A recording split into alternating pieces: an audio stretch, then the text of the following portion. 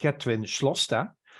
Kathryn is now on a journey towards getting a cochlear implant. She is not having a cochlear implant yet, but her journey started when she was 10 years old, when her sky sloop high frequency hearing loss was first detected.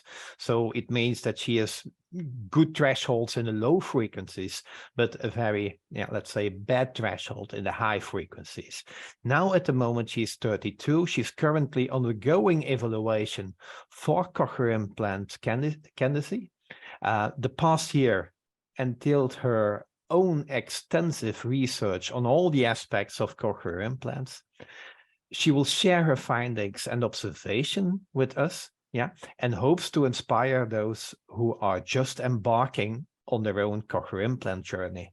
Originally, Kathryn is from the US, but now she's living for more than 12 years in the Netherlands.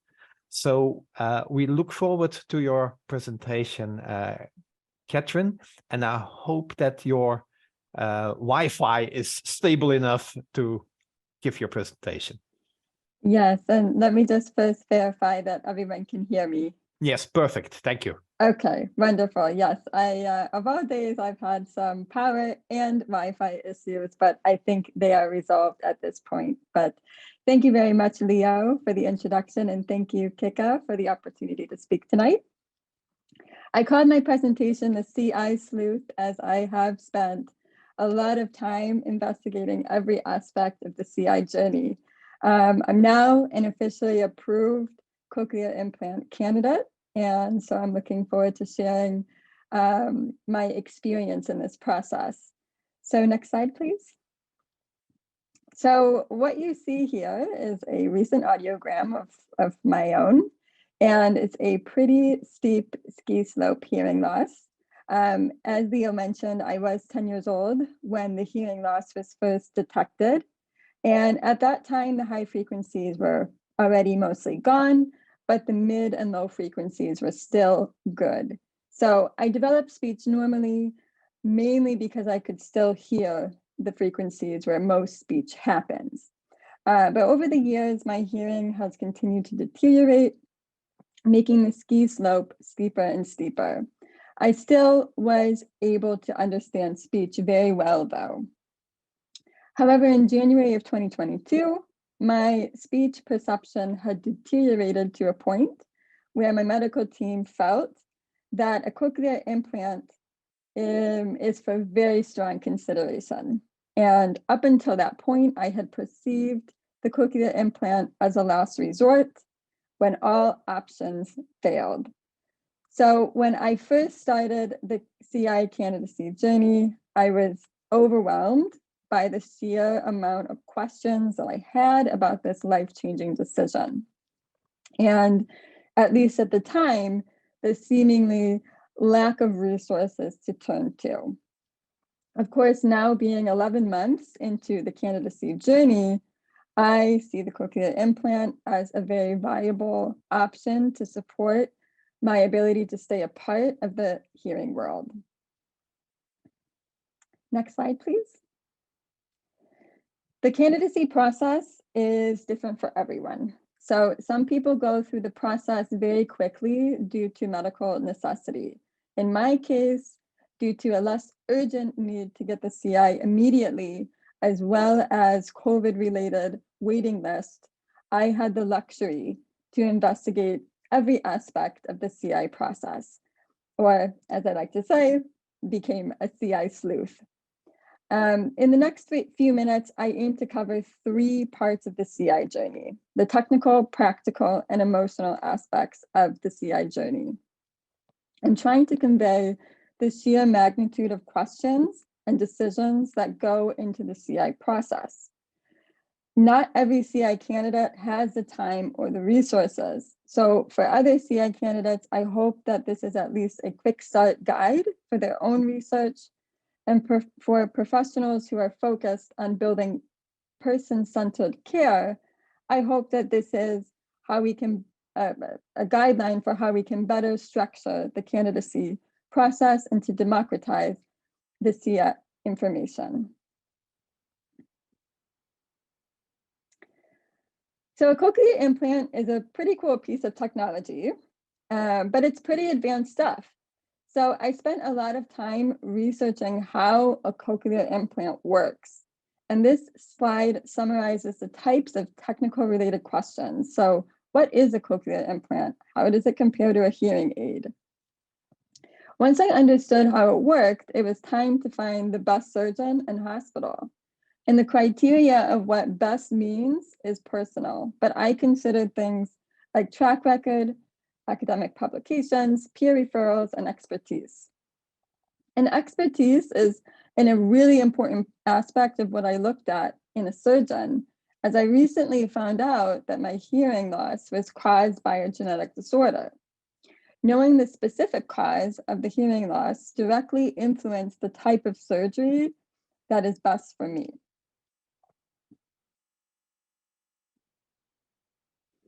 So in addition to understanding the technical details of the cochlear implant, there are also a lot of practical details that need to be understood and sorted out.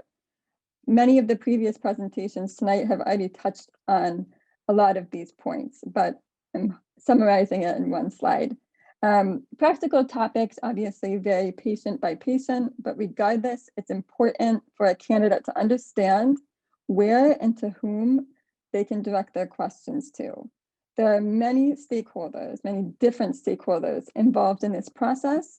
So it takes time to figure out the practical steps like timelines, insurance coverage, speech therapy, different types of devices, and so forth.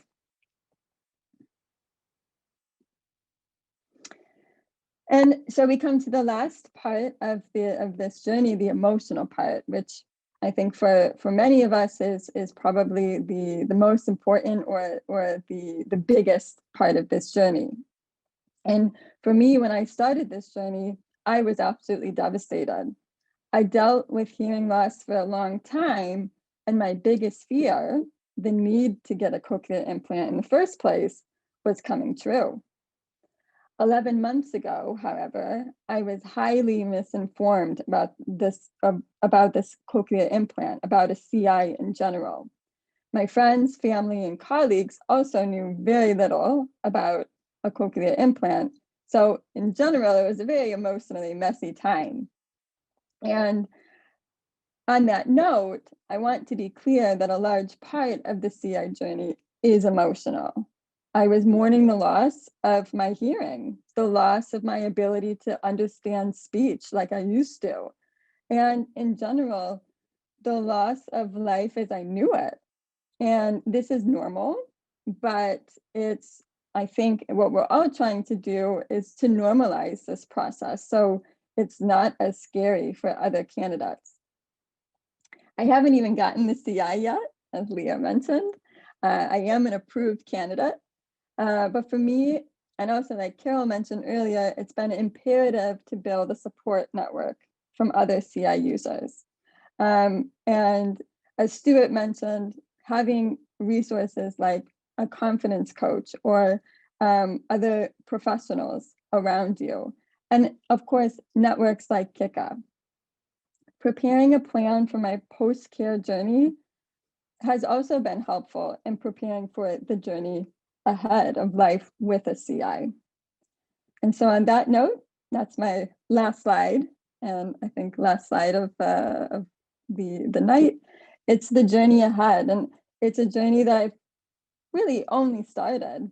There's a whole lot more to consider after the surgery, after activation, after speech therapy, and beyond. And so I'm expecting to be implanted in early 2023. So I'm sure I will have an update to this presentation about life with a CI. Thank you very much. Thank you, Kathryn. And we look forward to your presentation for CIICA maybe in half a year or a year time with a cochlear implant and to hear your experiences. Brian, are there questions in the chat? Leah, not so much questions, but just a real appreciation of what was shared there and the journey that Kathryn's on, and the importance again of getting the right support through that journey. I think the key things that have come out for me, and just trying to sum up the whole evening, because I'm very conscious we're right at the end in terms of time. What has come across very strongly, I think, certainly for me, throughout all these comments and the different contributions, are 2 or 3 key points, really. The first is about funding, especially in some specific countries, but funding overall, and that we really must look to see what we can develop at the international level to support all our colleagues and users in countries where there are funding problems, and try to do as much as we can to keep making the case for why it's better to invest in cochlear implants and stop thinking about them as costly interventions. And that's going to be very different in different countries, but it came out very clearly tonight, the challenges that are still faced because of all of that. And then the second one, I think, is this whole notion of rehabilitation, or whatever we want to call it, and that's got to be much bigger and broader than the concept we have at the moment, and that it's got to be properly thought through, properly funded as part of a patient journey, if you want to put it that way.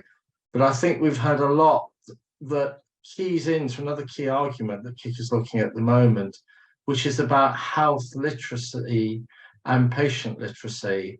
And this is a much broader movement and a much broader set of considerations within health service at the moment, but it's been exemplified by speaker after speaker tonight that actually everything needs to be more patient-centered, everything needs to be around the person, and it's the person that gets empowered to make the decisions and structure the healthcare that they need, and then we need the support around the people for what they want. And often it's the users that are the experts in all of this, and it's how the users can then work with the medical teams and the clinics, and a much broader sense of who else we need to involve in terms of the mentoring support and the psychological support that's been talked about tonight as well.